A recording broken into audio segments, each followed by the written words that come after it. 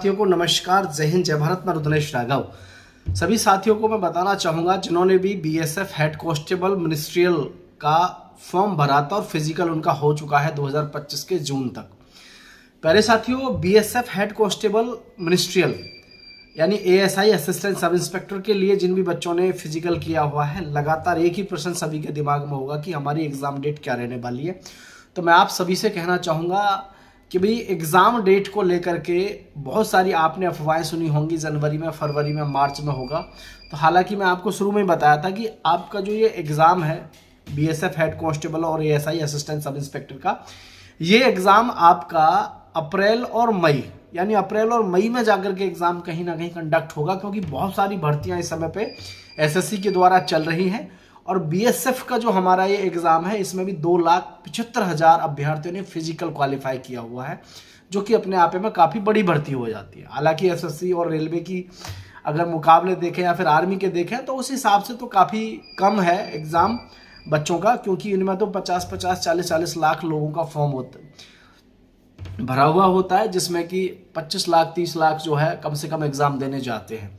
लेकिन ये जो हमारा बीएसएफ हेड कांस्टेबल और एएसआई का जो हमारा एग्ज़ाम है, इसके लिए आपको ये खास बात याद रखनी है, क्योंकि 2 साल हो गए हैं इस भर्ती को, इसका एग्ज़ाम नहीं हुआ है, तो जिसकी वजह से बहुत सारे युवा साथियों ने अपनी तैयारी भी छोड़ दी है।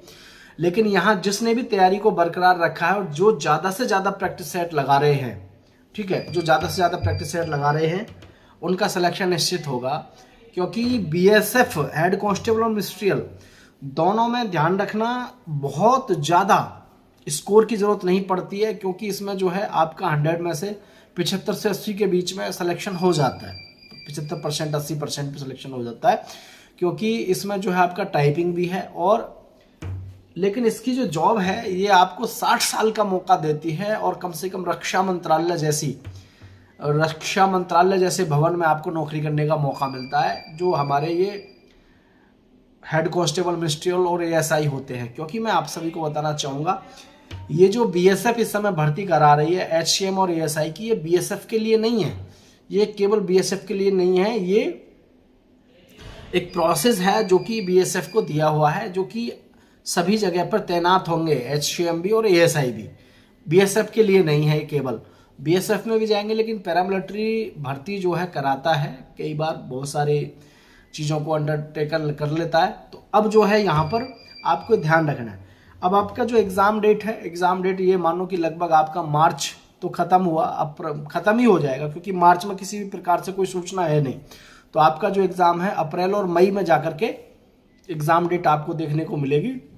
ज़्यादा से ज़्यादा प्रैक्टिस सेट लगाओ, ठीक है। एडमिट कार्ड की बात करें तो लगभग अप्रैल के मिड में जाकर के हमको एक गुड न्यूज़ मिलेगी, उसी समय पे आपको हम जो है सारी जानकारी शेयर कर देंगे।